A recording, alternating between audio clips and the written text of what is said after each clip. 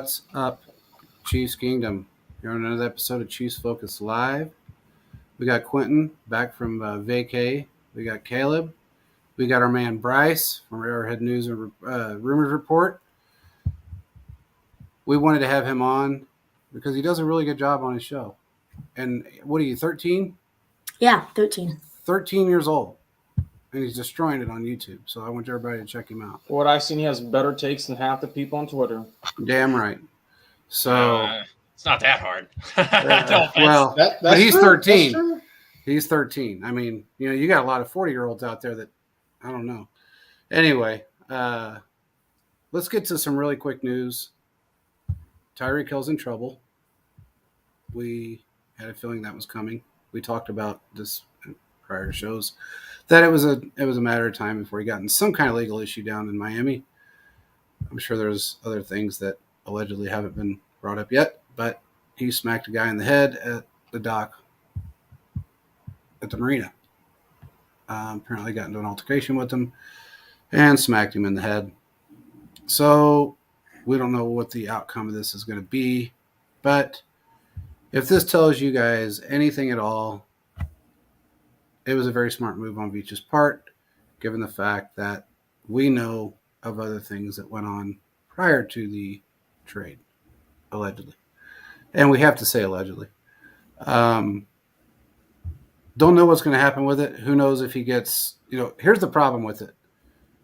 If you get in trouble and your agent's not there, your agent can usually bail you out of stuff. But when your agent's with you and you smack a guy in the back of the head, your agent's not going to be able to bail you out of that easy. So who knows what's going to happen? Probably expect a couple game suspension at least, just because that's what the NFL does. Regardless if it pans out into something or not, that's what's going to happen. Want to get to that, and we want to talk about this Chris Jones drama rumor crap that's going around all over Twitter, especially in a lot of the group chats. Bryce, what's your take on Chris Jones? What do you think is going to happen? I'm going to give my take. Let's all give our take really quick, and then we'll move on to the next segment. Yeah, well, he didn't show up to the ring ceremony, but he did say he was supposedly sick. But for contract-wise, I mean, he's about to be 29 years old. I think extending him makes sense for the Chiefs. I mean, losing Chris Jones would just be terrible for the defensive line, as it's the defensive line's not amazing right now, but it's not terrible. So losing Chris Jones would make it pretty bad. So yeah, definitely need him around. Caleb? I would like to bring Chris Brown back for the simple reason he is the quarterback of our defense. After Tyrann Matthews left, I feel like everything else shifted over to Chris Jones, and he's stepped up. I'd say this is probably the best year of his career. Once again, he's been snubbed from being the defensive player of the year. Regardless, he'd rather have a Super Bowl ring than the AFC Championship ring, if you know what I'm saying there. He was able to sack Joe Burrow 2 times. He's got 2 playoff sacks. I mean, he's 2-time Super Bowl MVP. I think he's at a point where he wants stability in his career, and I believe he will stay at the Chiefs. But the issue comes down is to the money aspect and factor. Now, JP was spot on and said this a day before this news came out. The news was that JP called and told me he's going to get signed by training camp. We got the news about yesterday, same thing. So listen to us, because we've been saying these things for a while. He's going to sign. I believe those are going to happen. I don't see him holding out a training camp due to the fact he didn't do it last time around, but he's not going to go to mandatory OTAs and things like that. As much as I would like to see players go that person like Mahomes does that, it's not really hurting my feelings regardless of there. I will say this. He's going to resign. The Chiefs need to find the possibly future person they could bring in to kind of help along with Chris Jones. We need to find that Chris Jones 2.0 or another version of it. Because Chris Jones was originally supposed to be a first-round pick, but fell into the top of the second round. The Chiefs were able to get him. So I think he will sign, but I am concerned kind of moving to the future where, all right, who are we going to get eventually to help replace him? Okay. Quentin? Yeah, a couple of things here. I also think that he's going to get signed. I don't think there's any reason to not think so. Look, we're still in June, right? There's still plenty of time to come up before training camp. And let's be honest, deadlines make deals, right? So this could take up a day before training camp officially begins, before the team heads up there. How many times have we seen it, not just in Kansas City but around the league, where teams bid a negotiation with the player, especially guys who are on the franchise tag, and it takes up till the day before that is signed. So I'm not freaking out yet. I think it's going to happen. If you look at his cap number, it just makes sense for him to get re-signed from Kansas City's perspective. He's got a $28 million cap hit heading into this year, and Kansas City would like to get that number down. The way to sort of get him on quote unquote a bargain deal to not end up paying him top of the market kind of money over the next few years is to sign him before his contract is officially up.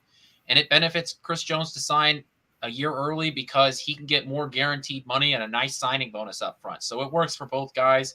I think that he'll sign in that 26 to $28 million range as his APY. So it sounds like his cap number, but the difference is that money is more flexible and it's going to be beneficial for both sides. Plus, everybody likes getting that huge salary bonus. So I'm not worried about it. I don't think anybody should be really that worried about it because we know he wants to be here. We know that the team wants him to be here. This is not like his franchise tag season where Chris Jones hadn't gotten paid yet. He's on this contract. And, one thing that I want to point out is that, it's very rare for a player to finish a 4-year contract out all the way. Just think of how many times we talk about, money in the NFL, where if you sign a 3-year contract, it's really a 2-year deal, or a 4-year deal is really a 3-year deal, because that last year is a lot of funny money. Well, this is the opportunity for Chris Jones to, add another couple years onto it and to continue his career here in Kansas City. So I agree with the sentiment that this defense would not be what it was and what it can be without Chris Jones. He is the best pass rusher on this team, despite being a defensive tackle. And if we're going to get any sort of production outside of our young defensive edge rushers, Chris Jones has to be here. So it just makes sense for both parties to re-sign here and to stay here for another 3 to 4 years. And another point to kind of piggyback off Gordon's point, he really didn't bring this up, but Chris Jones throughout his career really hasn't dealt with many injury issues. So now he's That's a good point. He hasn't really dealt with many injuries. So it's like, go ahead, sign him now, get him to where he's into his, not maybe little close to his mid-30s, to see what you get production-wise, bring someone in. I mean, it's going to come to a point where he's going to slow down, but it's a good point that he has not really had any issues injury-wise. Because of that, I mean, he's been pretty much dominant for the most part. Yeah, he's gone through double teams. But what we see is when you finally have a defensive unit that's collective and everyone's inputting and helping, it's made the defense as a whole so much better. I believe that's the difference why the Chiefs were able to surpass the Bengals in the AFC Championship game and also take one step notch in the Super Bowl, was even though they're getting slapped around and getting beat up, they still stand firm and kept continuing to fight every single play. Okay, so I agree with everything. Chris Jones doesn't really necessarily have to go to OTAs. That is something that everybody's making a big deal about. The other rumor is that he's waiting for Williams to sign to see because if he doesn't, then it's going to change the market in 2 years. And I mean, honest to God, the scenarios have been really out there. I don't think Williams' contract is really going to weigh in on what Chris Jones wants. So if that's what everybody wants to assume, that's fine. He made it very clear through his agents, and his agents have said he doesn't want to be the highest paid. He's happy with being the third highest paid. He wants to stay in Kansas City. He's planted roots. He's got everything there. He owns business. He's got business there. So it's not like he wants to leave. That's the first thing. Second thing is you have to look at it from two different perspectives. The Chiefs are going to sign him right before training camp. They have to. If they go into the season, I guess they could technically wait until the end of training camp, but you can't go into the season on that contract, because if you do, that's the contract you owe him. You can't extend him past, I think it's either the end of September or the beginning of October. I can't remember what it is, but yes, his contract goes until March of next year. We can do it at the end of the season, but you can't do it while the season's going, because if you do, you're going to owe him $28 million plus his bonus, which brings it to $32 million. I would venture to say that Veach is going to get this done prior to training camp, or right, at the beginning, within the first day or so. But I feel like it's going to happen 2 days prior. Yeah, it's if you just look at his cap hit, technically he has zero guaranteed salary heading into this year, right? Because this is where we talk about how, that last year is a bunch of funny money. So it's an opportunity for him to seal up some more money. And like I said, get that signing bonus. I think what you brought up is important to discuss, signing him before he finishes that contract, because Absolutely. you cannot let him hit the free agent market. Now, we know Chris Jones will not break that $31 million, right? That's the Aaron Donald money. Aaron Donald is up here. Chris Jones is the next guy, but there's a gap between Aaron Donald and Chris Jones. There's a reason why Aaron Donald has won Defensive Player of the Year, I believe 3 separate times. Yep. If it weren't for, I'll continue to say this, if it weren't for Aaron Donald, who may actually be the best defensive player we have ever seen play this game, Chris Jones may be talked about as the best defensive tackle of this time frame. But because Aaron Donald, who has been so dominant and so unique, Chris Jones slides into that number 2 spot, and we have a conversation about who's the next best guy. So it just makes sense for both parties to come in and come up with a deal. And when we talk about player or team-friendly deals, we really mean the flexibility of it, right? To be able to move some of that money around. We know Kansas City likes to make moves in the middle of the season, right? In the past, they've gone out, they've made trades like the Kadarius Toney trade, for example. During the first Super Bowl, they went up and picked up Terrell Suggs, right? So you need just a little bit of cap space to move around some money to, save up $4 or $5 million. And if you're able to sign Chris Jones to that extension, lower that cap number, that allows you a little bit of that flexibility, because if there's an injury or you just see an opportunity to make your team better, this is a way to do it without having to prorate any other money down the line. I just think it makes sense for everybody. And, he'll sign a nice, $26, $28 million a year deal. And for the next 3-4 years, and Chris Jones hopefully retires as a Kansas City Chief. Yeah, he'll get his 4-year deal. Bryce, you got anything to add? Yeah, I think he's going to get a 4-year deal, and I think he will retire a Kansas City Chief. He's stated he wants to, and I think he's going to retire a Kansas City Chief. Yeah, I agree. Well, now that we got that out of the way, because there's been so much speculation going on. There's group chats that we're in that honest to God, I have to mute them. Some of the things that are said in there just are mind-boggling. Can I add one more thing? You can add whatever you want. Yeah, this will be a conversation probably later on. I've seen that, there's talks about how Kansas City can replace Chris Jones. I don't think that that's how you should look at it. No. Moving forward, when Chris Jones retires, you don't replace a Chris Jones. You don't find another defensive tackle like him. I just don't think that that's fair. I think what Kansas City is looking to do is to find his production with outside guys like the rest of the NFL. I think Kansas City, I don't want to say lucky, because I don't think you really luck into something like that, but Kansas City was able to bring in a guy that has shown to be excellent at his position. And saying he's excellent may even be downgrading his ability at the defensive tackle position, specifically in the pass rush game.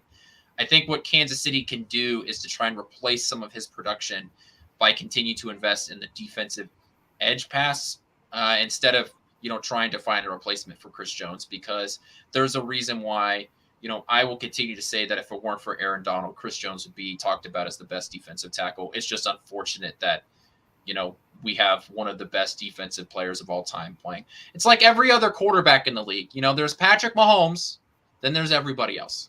Yeah. It's very similar at the defensive tackle position. All right. It's so funny too, because if you look at the gap, it's similar to like left tackle gap when it comes to the market value and the contracts, because you have you got Trent Williams up there at $32 million a year. The next guy is $23 million a year. Then the guy below that is $13 million a year. Yeah. So you have there's such a gap, and that's similar to what goes on with a defensive tackle. I mean, there's a huge gap between Aaron Donald. There's not such a huge gap between him and Chris Jones, but if you go below Chris Jones, there's a lot Yeah. There's huge gaps. So you have to look at it from that perspective too. The market value is going to dictate a lot, but it's not going to dictate what Jones decides to do. He's made a lot of money with the Chiefs. And There's he no can doubt. continue to make a lot of money. And he can playing continue to That make is a lot true, of money. especially Yeah, through the so- playoffs. Correct. So I don't think he's, look, I know we say this about a lot of different players, other than I don't agree with, I just want a ring, because Chris already has two. He generally wants to play with the Chiefs. And now that he has Joe Cullen, that has really completely changed that defensive line, this is the time for him to really shine towards the end of his career and still pick up a couple more rings. So I don't think you're going to see him. I mean, in fact, I know you're not going to see him go anywhere. So I think the whole conversation is just, people talking. I mean, I've heard people say that a couple of people, negative guys on, is it 6'10" or 8'10"? One of them's Carrington Harrison, must have said something pretty negative about Chris Jones, and that set an uproar going again. But he's like the Ryan Clark of Kansas City. He's just he's just negative, man. The guy's negative about everything. I don't get it, but whatever. I do like Thiz's. I like that. You gotta do that. Yeah. Well, I don't like him. I like what Thiz has to say. I think CJ could be the Chiefs version of Fletcher Cox. Look, Fletcher Cox is 36 years old, and he's still out there doing his damn thing. So still playing and still playing at a high level. So I'm not going to say he's not. Or Thiz is absolutely right. I think Chris could actually be that. I think the only injuries, going back to what Caleb brought up, was a wrist injury. Yeah, that was something that I wanted to bring up, but it just got pushed to the back of my brain. But yeah, it was a wrist injury, and that was really about it. He still played. Yeah, that was really about all he had wrong with him. Now, it did linger a little bit, but he didn't really have any other major injuries that kept him. And he got sick and he got COVID once, but as far as like physical injuries, the wrist was the worst thing that's ever happened to him. So Caleb's right. I mean, you're talking about a guy that is going to be 29 years old. It's been in the league for, he got drafted in 17 or 18? It was 15. 15. Yep. So you're looking at 7 years in the league and relatively injury free. So I'd say that's a pretty damn good gamble to put that money on Chris Jones. Hell, Aaron Donald, I think, has had more injuries than Chris Jones has. Yeah, especially this last year. I don't know what's going to happen with Aaron Donald. It looks like, there were discussion as a possible trade with him. I don't know if it will happen. I'm surprised he hasn't really retired, but I mean, he almost did. Play. I mean, he almost did. Got it. He's got it. It'd be interesting to kind of see what will he be able to do the next couple years. Be out, but Chris Jones in a great position. It's going to work out for the Chiefs, so I'm all happy and I'm ready for it. Yeah, Chris Jones has played in the league for 7 years and has missed 6 games due to injury. Yeah, so he's missed less than 1 game a year due to injury. I mean, that's crazy to think about at such a violent position. What were you gonna say, Bryce? Yeah, so if I can add just something, if Chris Jones has already got 2 Super Bowl rings, so if he didn't want to be on the team, he could go to a different team and chase money. He already got 2 Super Bowl rings. He can go to a different team and get a big bag of money, but he's choosing to stay in Kansas City, and that's obviously showing us he likes the city, the fans, and just the organization of Kansas City. And I think if he hasn't left already, I just really don't see him leaving at all. Yeah, I agree with you. Good point. I absolutely agree with you. All right, what's the next topic? I know one of you guys got a topic. Which one was it? I think it was you, Caleb. Did you have a topic? Yes, this is inspired by Quentin. He was getting a little frustrated with the fans this morning. I'm getting a little spicy. He was getting a little spicy. So as we remember, back February 12th, we all got on here. We're all happy, excited. The Chiefs won the Super Bowl 6 months from now. And now we're at the point now, and it's very frustrating. As much as the Chiefs win the Super Bowl, we have to keep getting reminded what the Eagles did. And this is something that was brought up. And Quentin, you did this tweet. Basically was saying that the Eagles had the number 1 defense and had the number 1 offense. But it didn't get him any 1 Super Bowl. So my wondering to you guys is, why do we think we're getting this continue? Like, it feels like whenever a team besides the Chiefs wins, they basically set the record straight. But when it comes to Chiefs, we won, but the individual but this happened, this happened, this happened. Do you see this continue to happen from years to come? Because I feel like at this point, yeah, they have number one offense, they have number one defense, help my fantasy team, thank you very much, but they could not overcome Mahomes and the Chiefs. What are you guys' overall thoughts on this? Because I have a feeling, especially the Chiefs go back to back, we're going to hear more and more and more of this continuing to happen Hold over on. the next few years. Let me jump in here really quick because I'm going to preach this until I'm dead. People are going to criticize, similar to what they did with the Patriots. The Patriots kind of deservingly needed the criticism because they lived off their defense. Now, But go ahead. now all I'm going to say is strength of schedule is freaking everything, and nobody wants to take that into consideration. They had one of the weakest schedules in football last year. They played, in fact, I think it was 29th or 30th. It was a pretty weak schedule. They were just railroading teams. Absolutely. Then you play two teams in the playoffs. One of them shouldn't have been in there, and the other one was on their four-string quarterback that ain't seen the field since Moby Dick was a minnow. So let's just put this into perspective. That all-world defensive line that they had, 0 sacks, 6 pressures on Mahomes. 0 sacks, 6 pressures.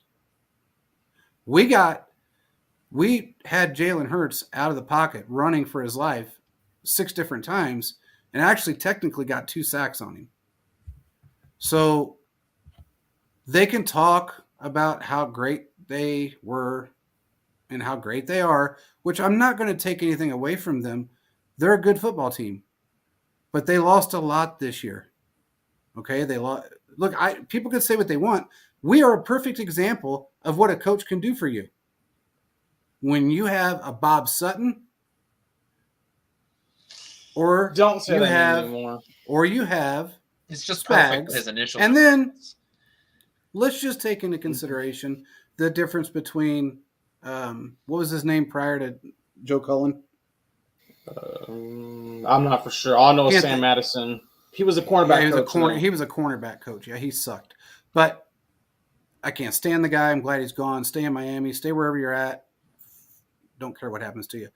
I'm sure there's a waterfall somewhere that you can slide down. But the whole point is coaching makes a huge difference in the way a team operates, whether it's position coaches, head coach, offensive, defensive coordinator. It makes 0 difference. We're a great example of what a team can do when you have the right defensive line coach. We're a great example of what a team can do when you have the right cornerbacks coach, which we have the right on both sides. The right one is in both positions, in skill positions. They lost both of they lost their offensive coordinator to a head coaching job. They lost their defensive coordinator to a head coaching job. I don't care who they sign. It makes me 0 difference. They may be great, but when you step into a system that worked really well 1 year against the second easiest schedule in the league, and then all these other teams got better, you went out and signed every player on the planet from Georgia. But that doesn't mean those coaches are going to be able to coach those players up to get them ready. You still have aging players on that team that re-signed for another season, a.k.a. Fletcher Cox, and one other guy, the other guy that Andy Reid drafted. What's his name? Jason Peters. Yep. That guy's like 97 years old. You can't expect them to come out and be the exact same team they were last year. They're going to have a harder schedule. There's no doubt about it. Because teams did get better in the NFC. Not by much, but they got better. It didn't take much. Honestly, it really didn't take a whole lot more to get better to be able to beat the Eagles more than what they did last year. So you got the 49ers, which has the true number 1 defense in the NFL. Period. Yeah. Fight them. Fight them all day long because it ain't going to be the same as it was last year. You're not going to be on your 4th-string quarterback. I'm just telling you, people can brag up they want, but it's not going to be the same as it was last year. That's all I have to say about it. Yeah, I mean, the fact that you don't get to choose who you play, obviously. So strength of schedule and the context around it matters. But, the fact that they did have, quality guys all along the offense and defensive front. Were they a little overrated and talked about? Is this defensive line the second coming of the '85 Bears? Yeah, I think so. I think that it was a little too much hype. But when you have a dead week before the Super Bowl, that's going to happen, right? When you have nothing going on and you're just leading up to the Super Bowl, that's what's going to happen. I think that Kansas City, I think there were way more questions asked about their offensive line heading up to the Super Bowl. And, when you're able to shut down what was deemed to be the best defensive line in the NFL, and you're pretty much bringing back the same interior, right?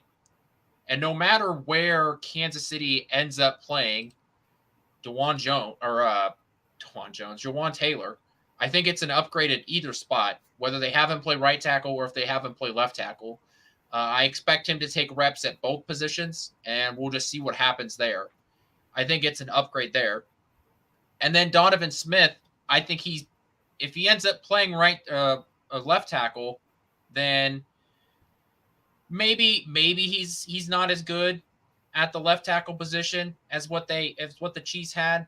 But that means you're getting a hell of an upgrade at the right tackle position. So I think no matter what combination you end up seeing as where guys play, I think the Kansas City Chiefs offensive line is going to be better going into this season.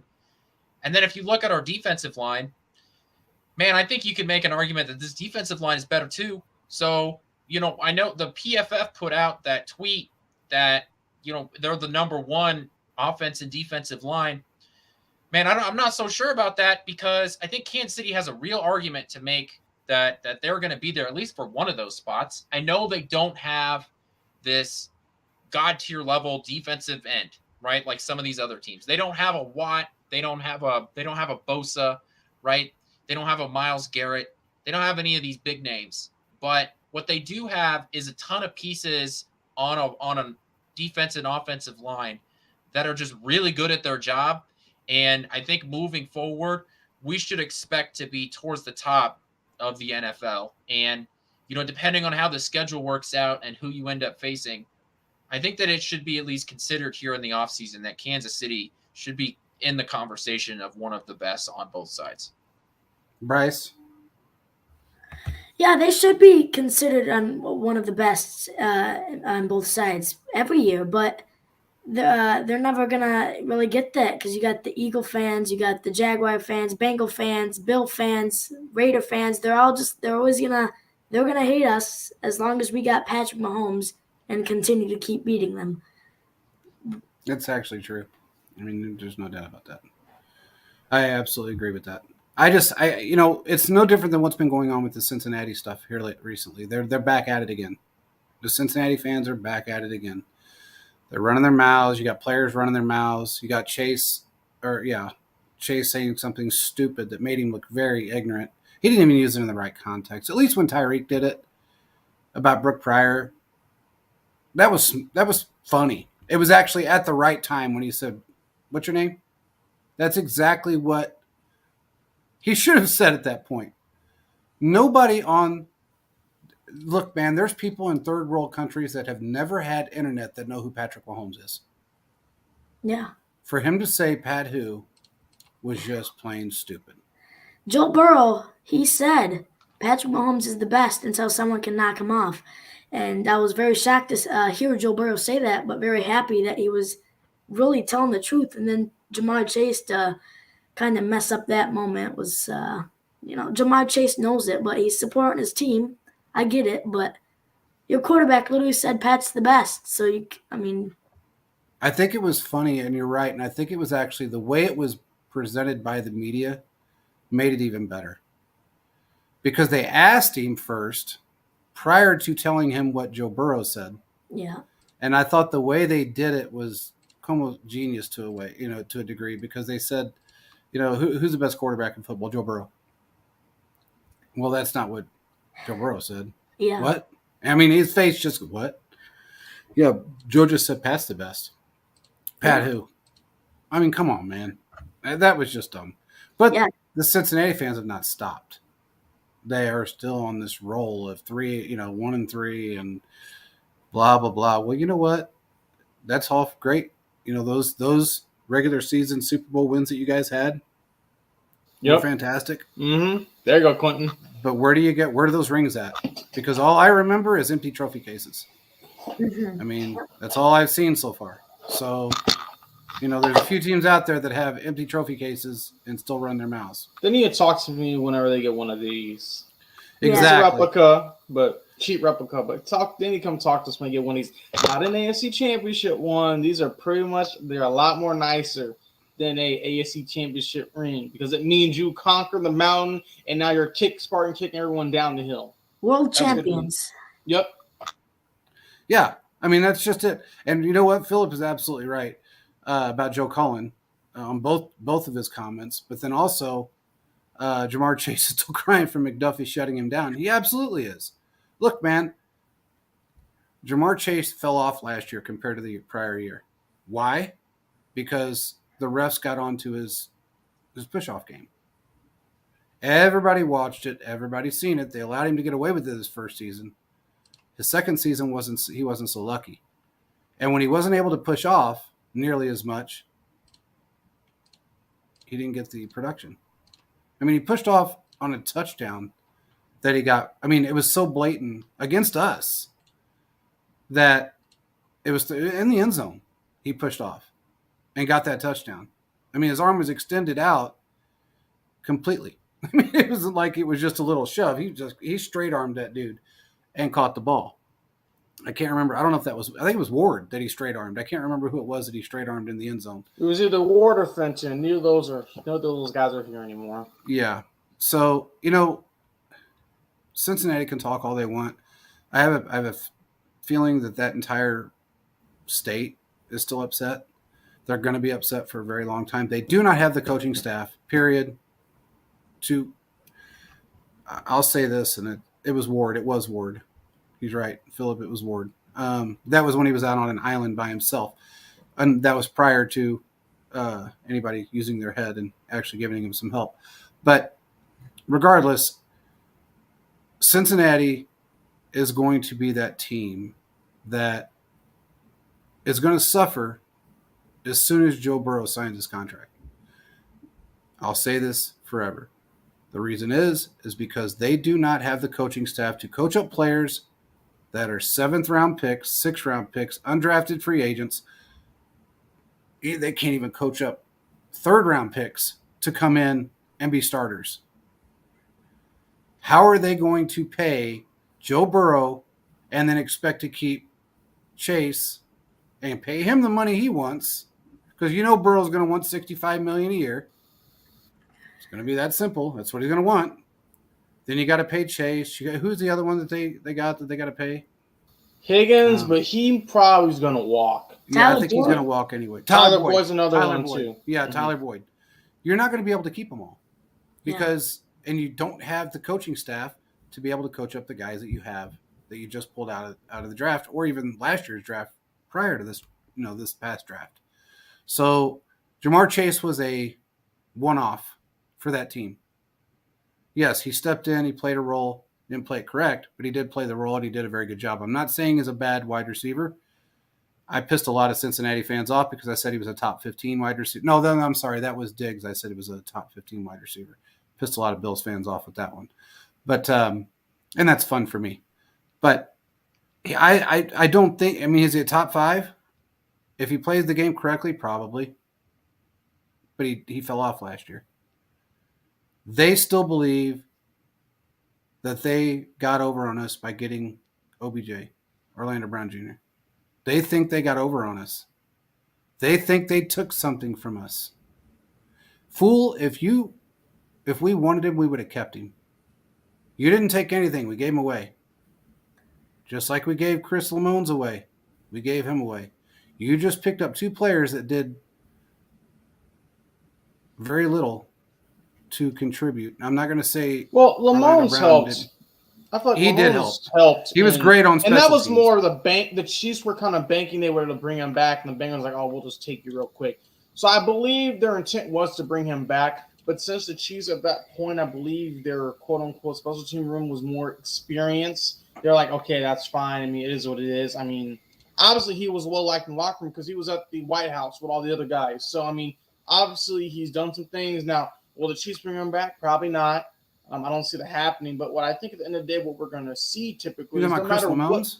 Yeah, He still got that court. He still got that court thing. yeah, he hasn't been hanging signed over with the team from what I see. But at the end of the day, regardless of what's going to happen with the Chiefs, the team could have the first ranked offense and the first ranked defense for the next 5 years, and the Chiefs could come down and beat them. It could be a David versus Goliath match, and then people still wouldn't give good credit the Chiefs deserve because they say things like the holding, all those other issues. Yeah. But at the end of the day, regardless, there's really nothing we can do but celebrate the fact that the Chiefs did take down a top team when they did have a basic roll through their schedule. And yeah, maybe it was weaker, and there was obviously evidence we see that happening. And the Chiefs had one of the hardest schedule. I mean, that first period, they went 6-2 in those 8 games, where it was crazy, and they did everything they could do. I think they only lost to the Colts and the Quentin, the Colts. I know. It's just They just And- weren't. and They the weren't Bills. even thinking for that game. Well, we had some thoughts after that game. But regardless, at the end of the day, the Chiefs are in better pastures and a better spot than what they were, so I'm not concerned.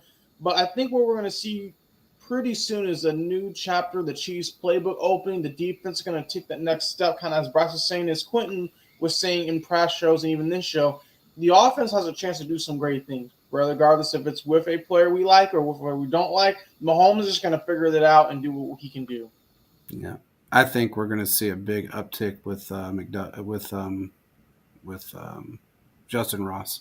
I think he's going to be. Somebody asked on Twitter a couple of days ago who was going to be, that Z. It's going to be a dogfight between the two, but I still feel like Justin Ross he's going to make a splash. I think Mahomes they were loves asking him. about a Z receiver because, much like a cartoon, these Z's are making me bored. So you know where I stand. If you're the 7th receiver on the depth chart, I'm not so sure how much of an impact you can make. But How fast can you move up from 7? if you have a history of no experience in the NFL / you have only experience in successful like a year, so He missed one season, Quentin. He missed one season. that's a lot of football. Okay, but it's one season. In 4 years, he missed one season. That's due to an injury. 25% of his NFL career. That's a fair point, too. But my point is, you act like he hasn't played a game in 5 years. He has. He's not a bad player. They love him. They see all. You know who he reminds me of? And I was telling Bryce this off air. He's kind of a cross between a Randy Moss and a T.O. in the way he Holy plays. shit! You did not just say that. I absolutely did. We might have to save this absolutely moment. We have to No. save this moment now. Save this show. The bar Save this show. the bar is set way too high. The bar. Here's why I'm saying JP's this. just blasted through the roof. No, this Okay. is why I'm It's saying this is because of his skill set. 6:20, 8:40 p.m. JP, you need to take a drug test. All right, look, I took one yesterday and I cleared it. But look, here's the thing. Reason I'm saying this is because he has great route running ability. He's a very strong player. His footwork is fantastic. He's able to maul people and rip the ball away from people when he needs to do it. He has traits of both of those players. I'm not saying he is both of those players. I'm saying he has traits of both of those players. And if you can hone in on the traits that someone has and cultivate it, you're making a great player out of them. We've said this before about different players across the league that they've got, traits of Calvin Johnson. They've got traits of this guy. I'm not saying they're T.O. I'm not saying they're Randy Moss. I'm saying they have the traits. There's certain things that they do that Randy Moss did, that T.O. did. Man. He's a strong player. I'm just telling you guys, watch out for him because he's not going to lay down easy. Well, we're going to have to save this moment. This show ain't going nowhere. It's here forever. No, that's a fair point. This take will be here forever. Here. 6 months from now, we will either come up with an idea. Oh, Well, you look what Justin Ross did at Clemson. He was really good. I mean, he was a projected first round pick. His injuries held him back and made him be a UDFA. So if he can be healthy, he can be a star like a Terrell Owens.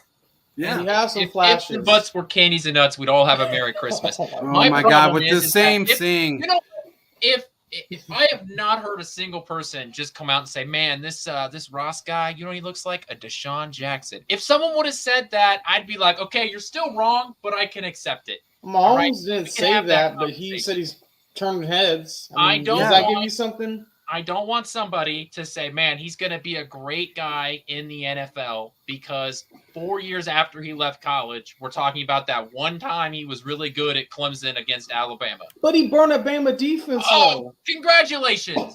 Happy days! Bama's Happy defense days. You know is how hard hard. it is to burn a Bama defense? That's hard. Yeah, that's extremely hard. I think And when- he could do really Saban's a well. great I don't coach. see That's I don't hard. see him blowing through the moon. 4 years ago. Look, I'm not saying he is going to be the best wide receiver that's ever touched the field. I'm saying he has traits of certain players that can make him great. And when Mahomes signs off on this kid, which I'm going to take him over anybody, Thanks, Phil. anybody, I'm going to say, Philip, I'm going to take his word over anybody's when it comes to wide receivers because he knows exactly who he's playing with. Mahomes said he's turned heads. He's making waves in this team. I mean, he's worked with him for 2 years now, almost. I mean, they built some type of rapport. It didn't take long for Mahomes and D to get a rapport. So, I mean, Exactly. Orlando Scandrick turned heads, but that wasn't necessarily for a good oh, thing. he definitely turned heads. Where's He the was- ball? Where's the he's like- ball? Yeah. Well, oh, man, Quentin's man, your name fits you perfect. I may have to come up with a new one tonight. I I'll love leave this. Quentin's going off. Here we go. Jim, Tony Romo voice. Tony Romo, Jim Nance voice. Well, at least he's not That's good doing. stuff. Now, here's a guy. Oh, God. Anyway, I'm just saying he's got traits of players that are going to make that if they cultivate it correctly, he's going to be really good. And I Yeah. think people are going to really wish to God that they didn't sit here and slam him on the daily because they haven't seen him play in a while. The problem is Oh, that boy. I'm not slamming him that hard. The problem is you have gaslit everybody in such a far direction that anytime I just want to hold the brakes, I want to pull the horses back a little bit. It seems so bad. I just Wait a minute. don't. You think- don't want to pull the horses back. You said he wasn't going to make the I'm roster. like, whoa there, buddy. Hold on there, pal. What? He's too You know- good not to make the roster. I have to say Absolutely. that. I feel like he should at least have an The opportunity. seventh wide receiver. The Chiefs are going to have 7 receivers on the roster 4 this year. weeks ago, you Marcus said neither King one of the Ross did brothers not were do gonna much make it. last year, but he stepped up when the Chiefs needed him. And not only that, 4 weeks ago, you said neither Ross brother was going to make the roster. I said I would be surprised if I'm both not- of them made the roster. What happens if he makes the roster and he ends up being third, fourth on the depth I chart? would. Hey, I love to eat my words. I love it when players prove me wrong. You know why? Because that You means said that. my team did great, and I am loyal to the logo behind me. Okay. If Justin Ross comes out and he's the second coming of Jesus, okay, I will be very happy. It'd make me question a lot of my life decisions, but I'd be happy. I think it's going to make you question a lot of your theories. That's fine. Well- You know what they say? You know, theories are made to be revised. That's a fair point. That's a fair point. You're right. You're right. They are. I'll give you that. Justin Ross is gonna. I think he's really gonna move this team, and I think. Oh, my man, my gonna- guy. You can't Justin join the Ross dark has- side. ability to do something for this team, and I think he's going to. Now, John Ross, I don't even think he's going to make the 53-man roster, but Justin Ross, he's going to do something, I think, for this team if he can stay healthy. That's the main thing. You know why? You know why everybody cheered for the Jedi? Because they were the underdogs. Because there were less of them. Okay, and they came out on top. Which All right. movie? Y'all well, what's the are Jedi? hanging out with Darth Vader. All right. Oh, he's talking about what is it? Star Trek, Star That's Wars. Star Wars, my dude. we just lost like 8 subscribers because of that comment. Come on, JP. I'm sorry, I'm not a Star Wars guy. I didn't get into it then, and I don't get into it now. Jedi. All right. I mean, somebody's going to end up with a black eye. All I'm saying is, what's this say? Quentin, I see why the kid. Oh, whatever, Scott. By the way, you never DM me. You were supposed to DM us, and you never did. That's your fault. Anyway, I'm just saying the kid's got traits if they cultivate it correctly. And to Bryce's point, if he stays healthy, which I think he will, they wouldn't have signed him to a contract when they did if they didn't believe in him. But it's a UDFA contract, and it was a I high understand, one, but it's one of those low risk, high rewards. I mean, you're talking hundreds of thousands of dollars. $750 Justin Ross grand. is getting paid $750,000. It's pennies. You know how many pennies. players on our team are making $750 grand right now? A ton of them. Probably Exactly. 25. Hold on, I can count. I think there's 35 making $1 million or less. Yeah, I can see that. There's a good amount. So There are 23 guys, and some of them are guys including Nico Ramingo, Dendrick Prince, Truman Jones. Like these are guys that are. Most of these guys aren't going to make the roster because you're only carrying these many guys. Currently, the Chiefs have 91 guys under contract. So a good chunk of these guys are going to be cut, including a ton of them that are making less than $1 million. You only have them on the roster to take bodies up to camp, and maybe a couple of them end up making the roster. Like I think Prince is going to. This show has been very high on Prince because of his skill set. So, there's a chance for one or two of these guys to make the roster. How many guys from last year? How many guys from last year that are still on this roster that actually started last year are making under $1 million? Well, let's see. I mean, I don't like Shane Buchel's making under $1 million, and he was on the 53-man roster. So I don't know if you want to count. I'm not talking about him. I'm talking about guys that actually played the game and helped us win a Super Bowl. Well, that's the whole rookie class right there. I would have to really dive in. Oh, there's more than the 20 that I counted because. Yeah, I'm going through here. It looks like.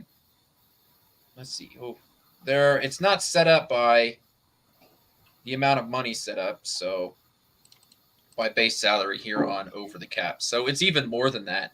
It's probably closer to 30. I think it's 35. There's 35 under $1 million. And I want to say there was 27 or 28 that were at $750 grand. Yeah. One of them, there was a couple of them that were like 940.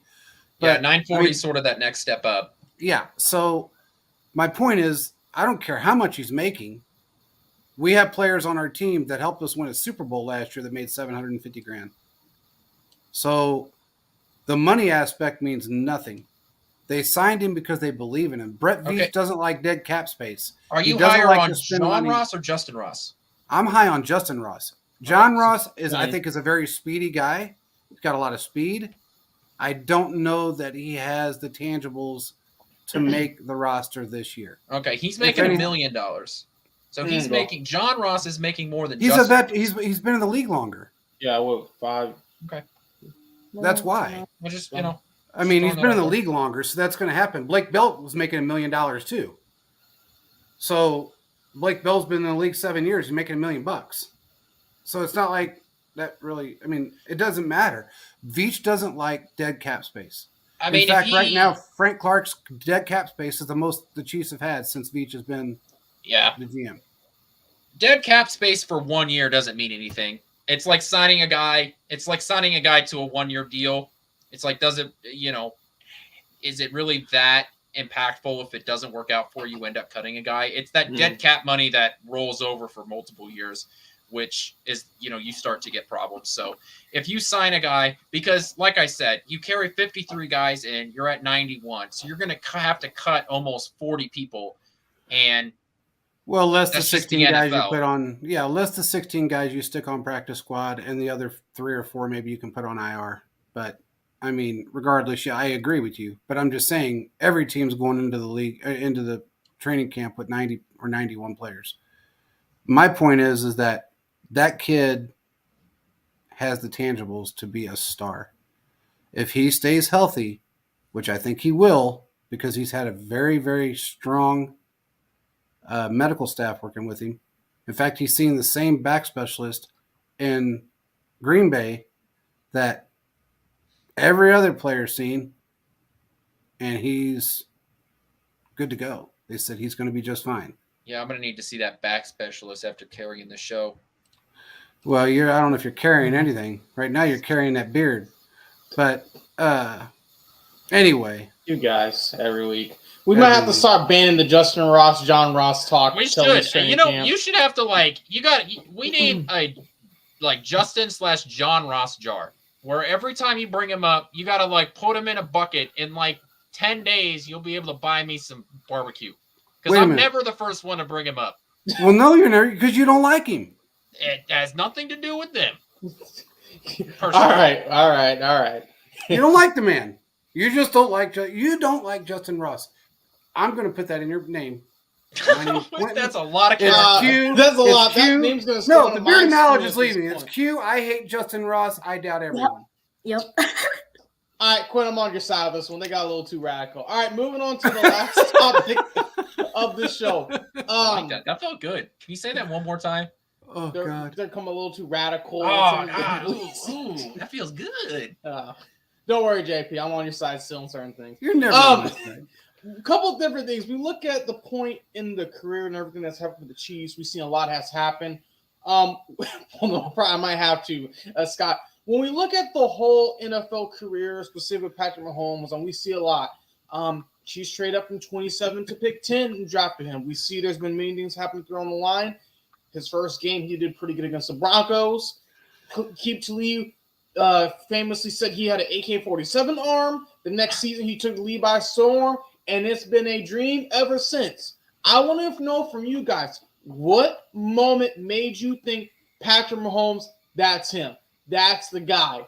I want to hear from each and every one of you guys. Yeah. What is your moment? We're going to start off with Quentin. Let me start this off. So just to add a little bit more context there. There was a video going around the Twitter sphere, and it was sort of a highlight reel of Patrick Mahomes just diamond the Broncos defense in that first game that he played. And what I've noticed of it is Patrick Mahomes just never stepped in his throws. And despite that, he's still throwing lasers. And it's like, you can see the progression. Despite how good he was,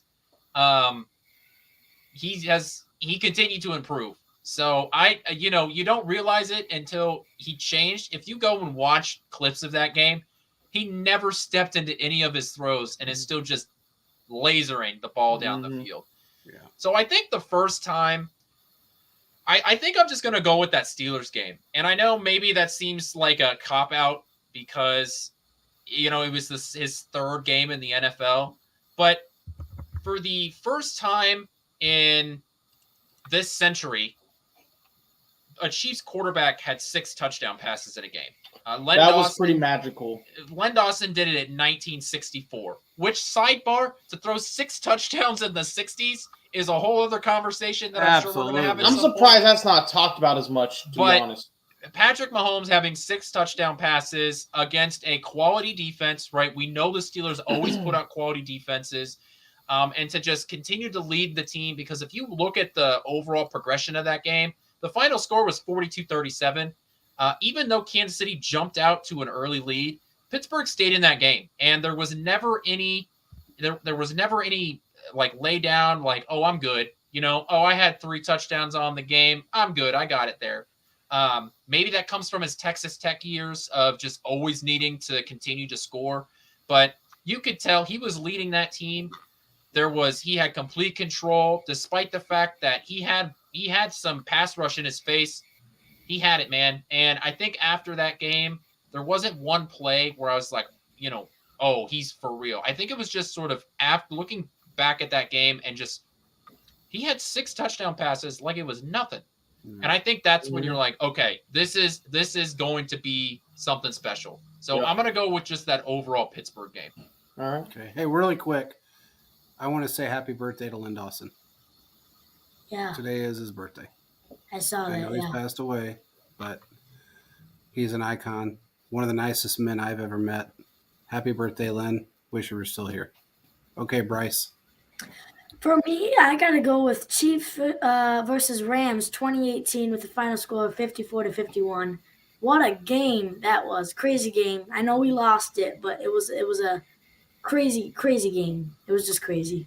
Yeah. Great game. Did he have 5 or 6 touchdowns in that game? That game too. He had 6, right? Yep, he did. Yeah, 6 5 or touchdowns. 6 ones. I Great game. It was a great game. I agree with you. That was, I mean, still, I think isn't that the history of the Monday Night Football games? Most Yeah, points that's scored. the in Monday Night highest Football scoring game. Monday Night Yeah. Football game, and unfortunately, I can't look back at that game fondly. because Yeah, we lost. I can't watch it. I'll be honest with you. But Too much. Yeah, Mhm. I can only imagine what that would have been like to watch that game as a non-Chiefs/Rams fan, and to just watch. That is the definition of just chaos. Yes, That was a chaotic game no because defense. it had a fumble recovery for a touchdown. I mean, it was 100+ points in a football game. Yeah, that was a crazy game. So You know what the awesome part about that game was, though? We had, at the time, I think we were ranked 29th or 30th overall in defense, and they were ranked 3rd, and we still put up 51 points. That to me right there is absolutely amazing. Yeah. I don't know if this is going to be, and I think me and Caleb probably are going to hit on the same one because we both talked about this one. I think it was the Chris Conley play. yeah, I guess What do the you 49ers at Arrowhead. Yeah, that was.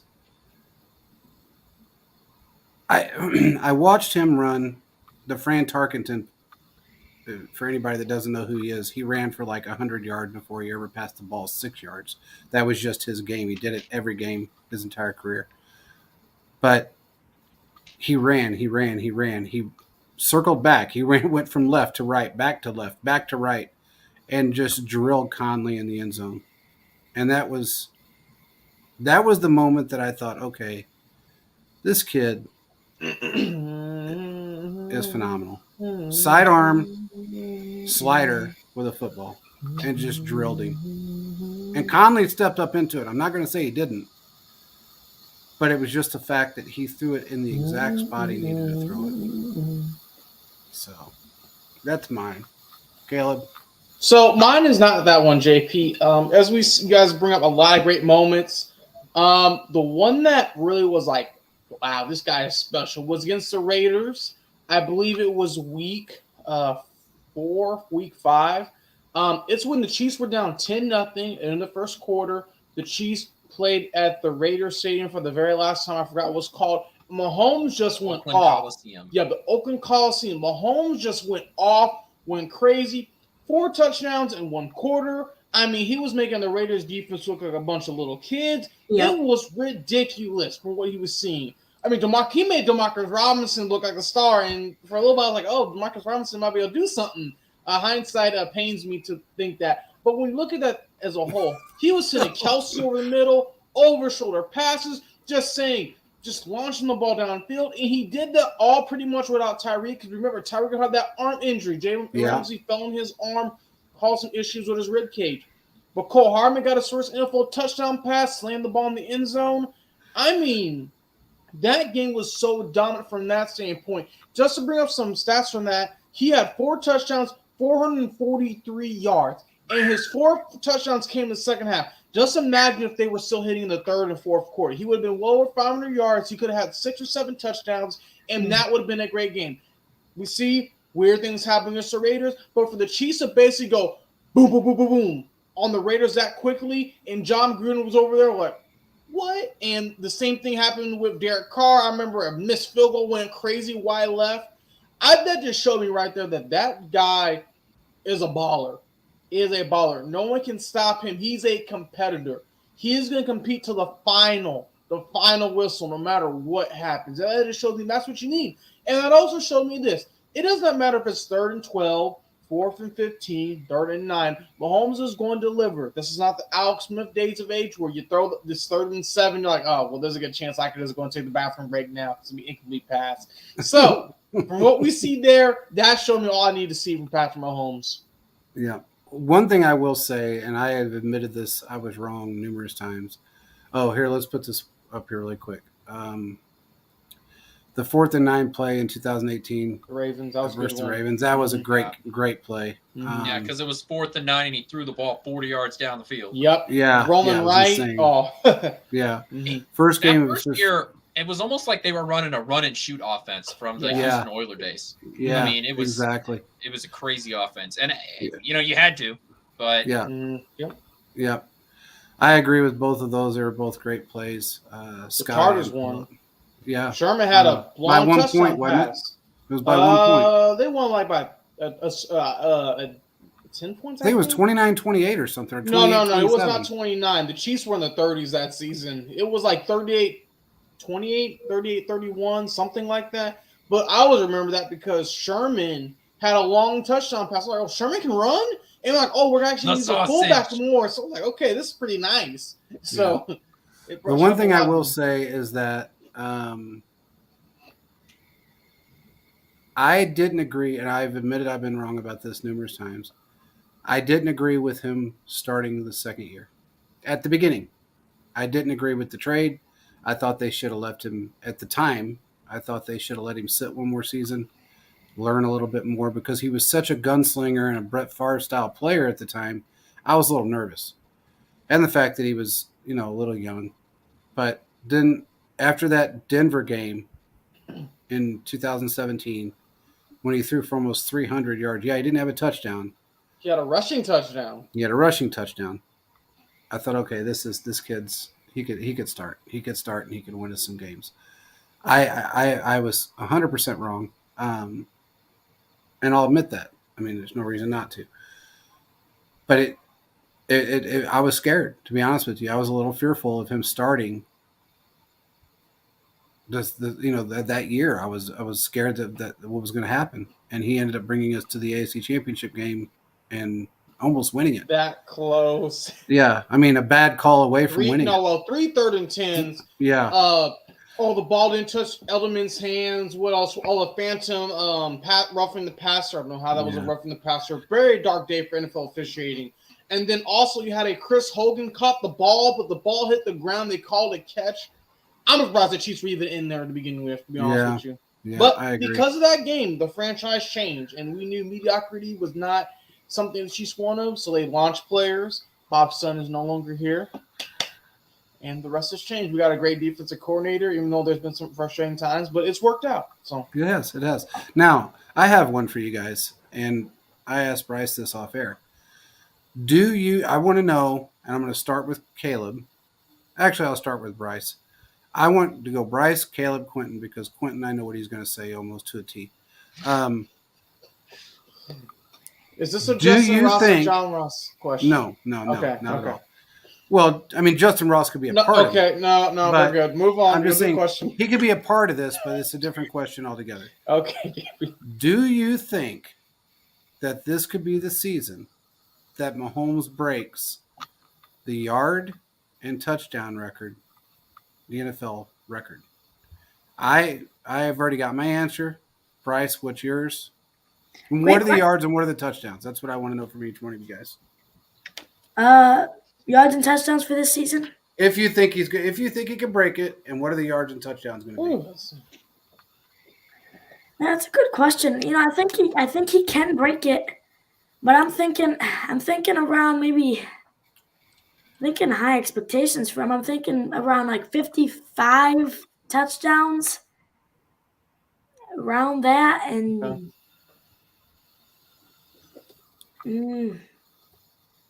5,500 passing yards, maybe something like that. So you think he'll tie the record or break the record? Because the record's 55-5, right? The record's 55 touchdowns, 5,047 yards passing. Yeah, set by Peyton Manning. 5,477 yards passing, 55 touchdowns. Yeah. He can definitely break it. I think he has a great chance of doing that this season. I think it's is this wide receiver group going to step up, and I think it's really up to them. And if they play their role, I think he has a great chance to break that this season. Okay, Quentin or Caleb? I I don't know. I mean, this is a huge feat. I mean, when you talk about that Broncos offense, they were destroying teams. Whose offense? What? Not this year. I think he could do it next year. I think he can have, let's say, close. I say he can have anywhere between 43 and 50 touchdowns. I know that's a weird number. Between 43 and 50 touchdowns. I can see him breaking the yards. Touchdowns, though, the way the Chiefs are no more a little more balanced with the run game, I just don't see them doing that per se. I mean, with Peyton Manning and the Broncos, I mean, they really didn't have the best quote-unquote run game. They're more like run and gun with all the different weapons. So I feel like he could possibly break the passing yards this year. But when it comes to touchdowns, I think we'll be seeing more of it next year when you guys like Rashee Rice and others can step up. I'm not saying it's out of the question. It wouldn't surprise me. I just feel like with the group right now, I don't see it happening. Okay. What do you think, Quentin? I think, the question is, can he? Absolutely. Can he do it? Yes, 100%. This year with the group that he has is what I'm asking. Will he do it? No, he won't do it. And here's my justification why. In order to do that, I think the defense has to be bad. And I don't think the defense will be bad. Because what happened in the last time when he had the 50 touchdown year, he had to score all those points. There was no margin for error. The Chiefs defense was so bad that we had to continue to go out there and throw the ball. What do we talk about and to a certain extent criticize Andy Reid for doing? Oh, it's the fourth quarter. We're up by 10. We're up by 14. There's 7 minutes left. I'm going to run the ball. I'm not going to put my, I'll sit my guys. I won't put anybody in harm's way. So, you do that multiple times a year. Well, you're knocking out, in theory at least, multiple touchdown passes, a lot of yards, because you're giving that to the running back. So if the defense is going to be where we expect it to be, where we want it to be, I don't think that he does, because Andy Reid isn't going to give him the opportunity to. Obviously, he can. I haven't seen anything Patrick Mahomes can't do. He can throw the ball parallel to the ground. I mean, he can throw the ball on one bad foot with a bad toe. I mean, he can do it one arm tied behind his back. He can do it with his other hand, okay? I haven't seen anything this man can't do with a football in his hands. He can throw it out of Arrowhead Stadium, okay? Literally out, from the field, outside of it, okay? He did it. That was 250 feet, by the way. Yeah. Can he do it 100%? It's really, this to me is not a question on Andy Reid. It's more of a question on this coaching staff, specifically Andy Reid, and how he's going to run the offense. And I don't think that he's going to get the opportunity. Now, he did break the overall record for overall yards in terms of passing and rushing combined. Yes. So maybe he can top that again, right? But I just don't think that he's going to have the opportunity to do so, because Kansas City isn't going to need him to put up that many yards / touchdowns, because this defense is going to be good enough to where we won't have to put everything on Patrick Mahomes. This defense is going to be good enough. Okay. Well, here's what I look at.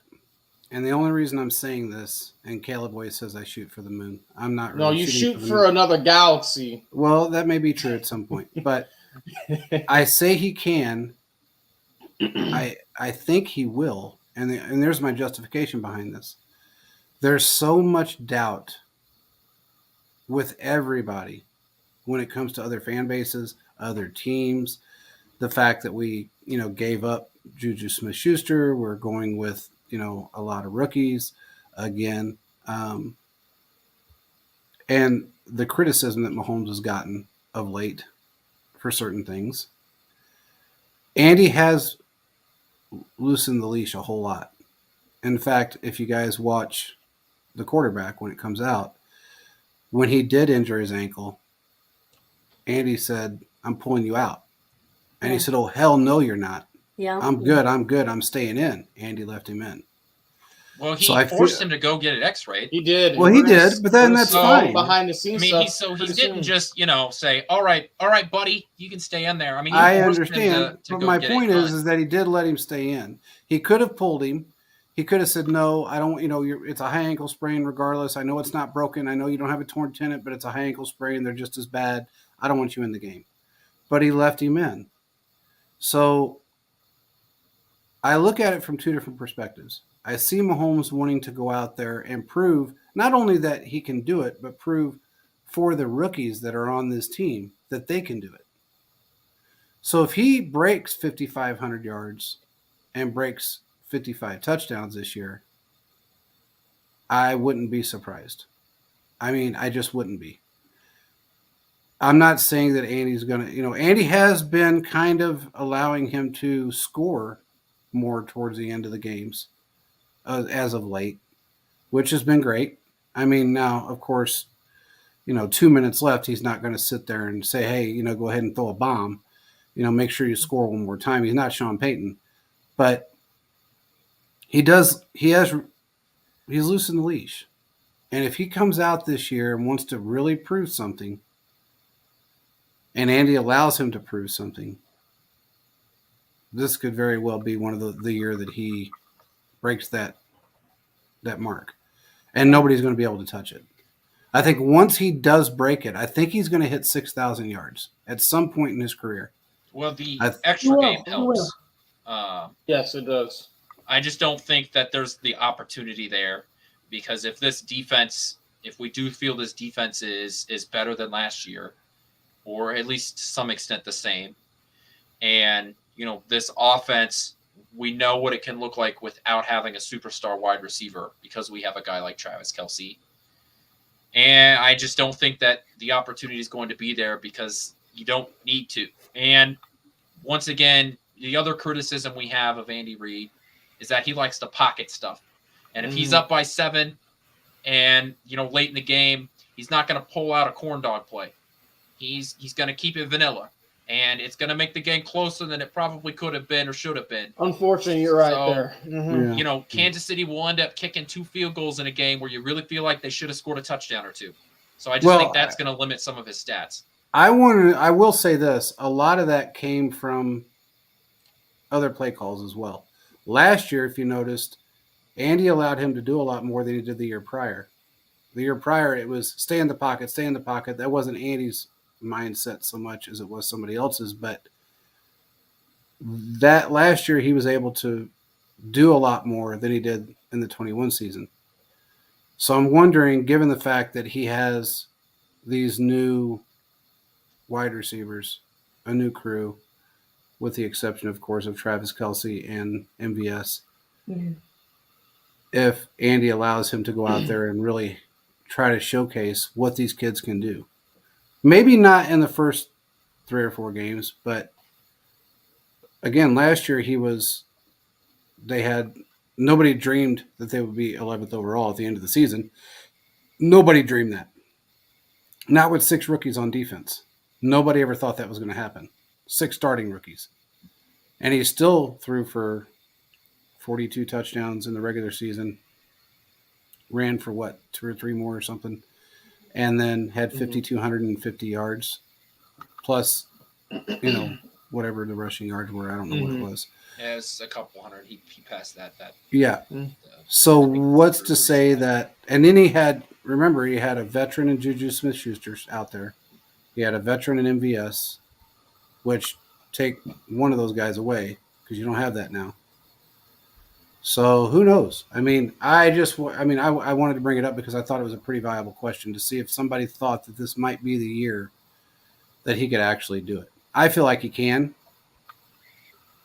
But again, you brought up a valid point, Yeah, I don't want the Twitter mob to come after me for this reason, because I do think he can do it. I'm not questioning his ability. I just don't know if the opportunity is there. Old habits die hard is the phrase. And while Andy Reid continues to be innovative on the offensive line, I think at his core, that's something of holding some stuff back for the playoffs, making sure that you beat people, but you don't beat them by 24. I think those are just things that's ingrained in it. Unless it's the Raiders. And it's not gonna change. So, I don't think that he's able to do it. And if he does it, it's because he's getting into some shootouts again. And I don't know if we want to see that. Well, this season, looking at this record, there may be some shootouts. I mean, looking at this schedule, there's always going to be 1 or 2. But that first year, it was his 50 touchdown season, he got 50 at the very end. It wasn't like, and he had multiple like I said, that Steelers game, he had 6. That shit he got with the Rams, right? There were so many games where he was really dragging that Well, he number had 10 upwards. touchdowns in 2 games, his first 2 games. So. Yeah, my point being that he had to jump out to those leads, and I just don't see that being necessary. So he's not going to want to do it. Andy Reid, not Mahomes. Yeah. Okay, well, anybody else got anything? The Royals won, but nobody cares because they're still bad. Yep. Yeah, There's your Royals update. yeah. Yep. Well, I don't know. Hopefully Mahomes can turn that team around at some point. I mean, he has a minority owner, so maybe he can do something to help him out a little bit. I don't know when that'll happen, but by the way, anybody that doesn't know this, Mahomes' production company that he owns produced the quarterback. They were the production company for the quarterback. And he had basically input on what was done and how it was done. Yeah, So we'll talk about that when that comes out. I think that's pretty cool that he, I mean, the kid's got his hand in so much stuff. He's going to be a billionaire in the next 3 years. So, but with that being said, we appreciate you coming on, Bryce. Tell everybody where they can find you. Arrowhead News and Rumors Report on YouTube. Yeah.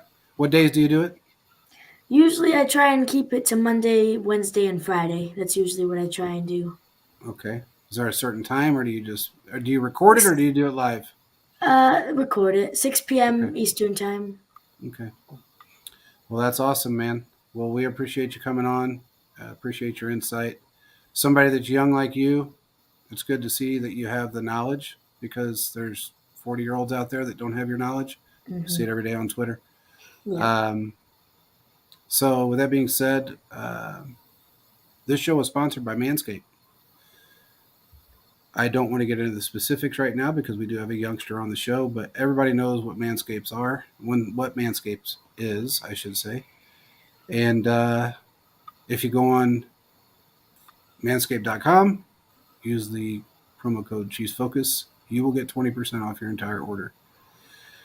Anything you want to use to groom yourself, head to toe, they have it. Make sure you check them out. And we appreciate everybody for joining, but we will talk to you guys again on Thursday. Is that correct, you guys? Thursday? Yep, Thursday. Thursday. All right, guys. Peace out. Talk to you Thursday.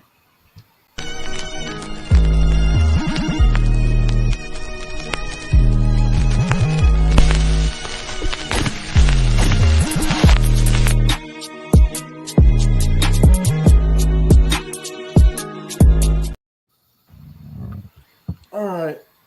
I'm going to bed.